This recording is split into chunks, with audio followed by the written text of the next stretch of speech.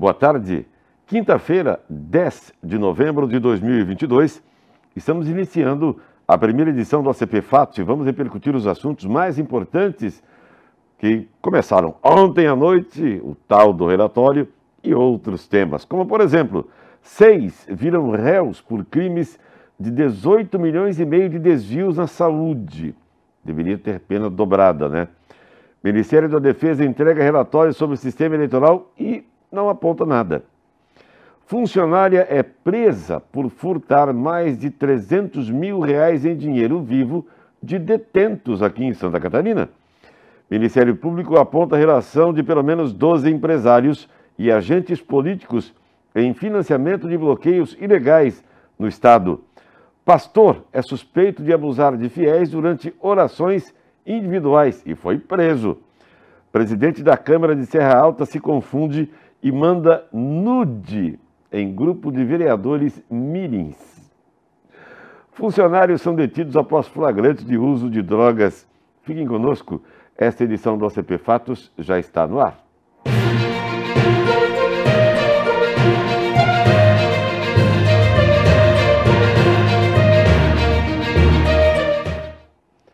E depois de muito mistério, o Ministério da Defesa entregou ontem à noite ao Tribunal Superior Eleitoral o relatório que a pasta fez sobre o sistema eleitoral.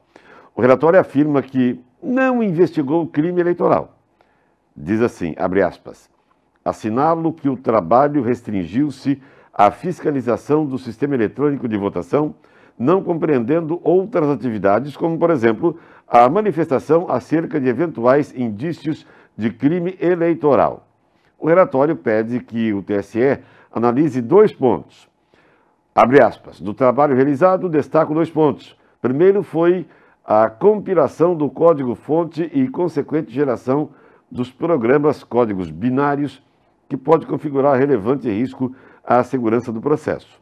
Segundo, dos testes de funcionalidade realizados por meio de teste de integridade e do projeto piloto com biometria, não é possível afirmar que o sistema eletrônico de votação está isento de influência de um eventual código malicioso que possa alterar o seu funcionamento. A defesa pede que o Tribunal Superior Eleitoral analise esses 2 aprimoramentos do futuro. Em consequência, solicito à Corte Eleitoral atender ao sugerido pelos técnicos militares no sentido de realizar uma investigação técnica para melhorar o conhecimento do ocorrido na compilação do código-fonte e de seus possíveis efeitos e promover a análise minuciosa dos códigos-fontes binários que efetivamente foram executados nas urnas eletrônicas. Após o segundo turno, demais entidades fiscalizadoras, como o Tribunal de Contas da União, OAB, atestaram que o sistema eleitoral é seguro e imune a qualquer vício ou irregularidade. Aí fica o dito pelo não dito.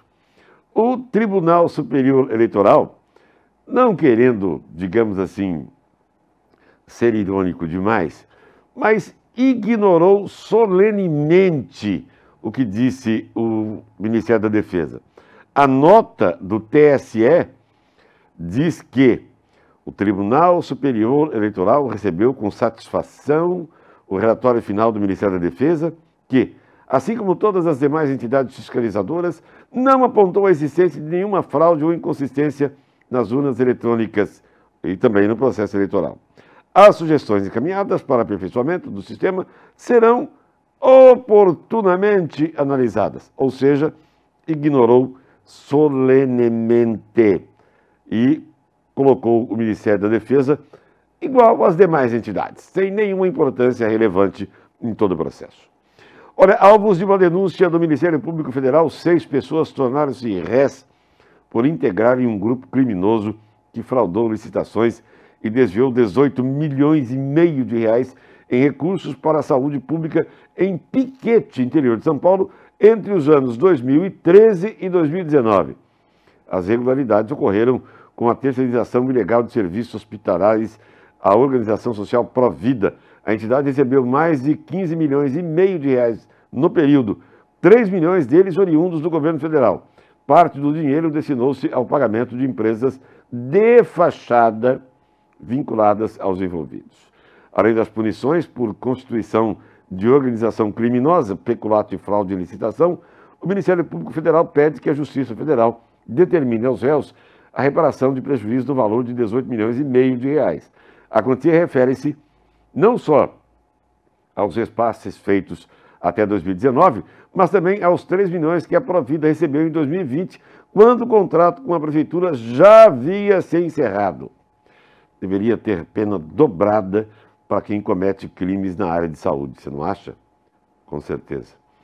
Aqui em Santa Catarina, pelo menos 12 empresários e agentes públicos do Estado, entre eles um vereador, foram identificados por financiar e organizar os bloqueios ilegais em rodovias federais e estaduais durante os atos contra o resultado das eleições de outubro.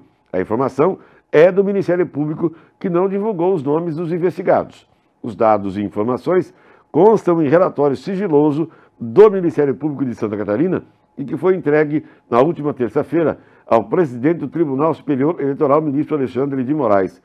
O chefe do órgão, Fernando Comim, explicou que a estrutura funcionava e deu detalhes. Segundo ele, o grupo ofereceu estrutura de alimentação, logística, banheiros químicos, que possibilitaram os bloqueios.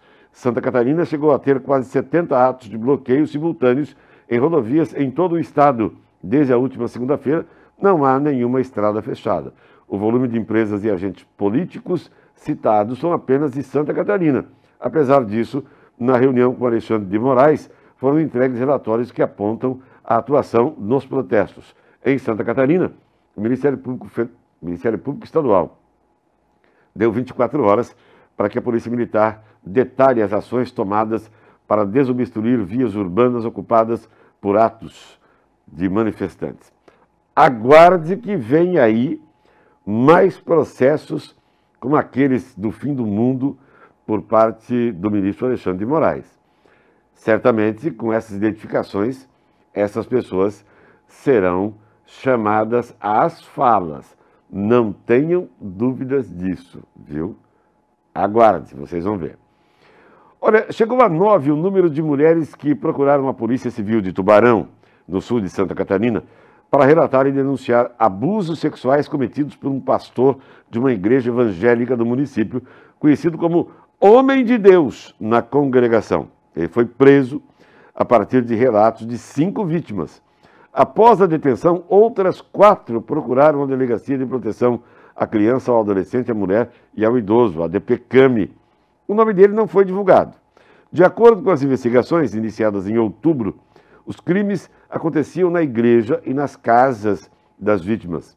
O homem tinha como hábito fazer oração em conjunto e depois pedia para a vítima ficar sozinha em uma sala isolada para a oração individual.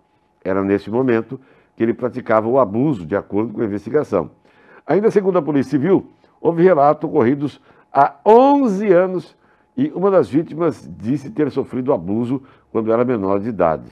As investigações devem ser finalizadas em 10 dias, mas o caso será encaminhado ao Poder Judiciário e também ao Ministério Público. O pastor pode responder por crimes contra a dignidade sexual, como importunação, assédio e violação sexual mediante fraude. A soma das penas pode ultrapassar a 20 anos de cadeia. Agora, olha isso aqui. O pequeno município de Ponte Alta, que fica na Serra Catarinense, registrou uma situação constrangedora. Noel de Oliveira de Jesus, do PRB, presidente da Câmara de Vereadores, encaminhou no último dia 31, segunda-feira, uma foto onde aparece nu num grupo de WhatsApp que reúne vereadores mirins do município com idade entre 13 e 16 anos. O nude foi apagado logo após o envio. Conforme o vereador, a foto íntima era para sua esposa, que estava longe, mas na hora de encaminhar a foto, clicou na mensagem errada. Ele pediu desculpas aos munícipes. Os prints, no entanto, que mostram a reação do grupo, começaram a circular em todo o município durante a semana. Ponte Alta tem 4.800 habitantes, todo mundo está sabendo da história, né? O delegado Frederico César, titular da Delegacia de Ponte Alta, informou que vai investigar o caso. A Câmara de Vereadores de Ponte Alta, ele é presidente da Câmara, viu? Destacou que foi um acidente, tá? Ele disse que está à disposição da Justiça para tentar explicar, né? Vai explicar o quê? Olha, essa aqui também é boa. Uma funcionária temporária de uma unidade prisional de Chapecó foi presa preventivamente suspeita de furtar R$ 308.675,46 em dinheiro vivo do pecúlio de presos.